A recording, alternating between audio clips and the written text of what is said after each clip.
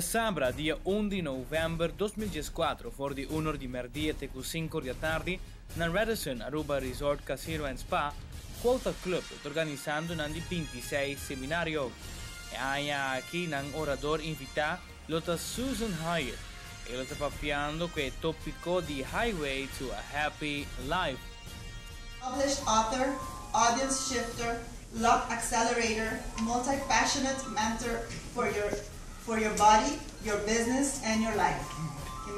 Sa aqui tuturo que Susan Hyatt, me por conta bolsa de Susan Hyatt, hopi entusiasmar para bem motivar-nos aqui da rua. Susan é dono de Ideal Life Design.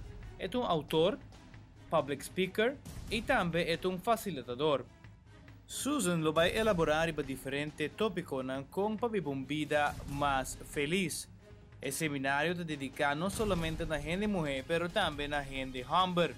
Patronizador do seminário também estava presente quem está CMB e também Aruba Airport Authority, quem está sumamente contento e orgulhoso de estar formando parte do seminário aqui de Quota Club.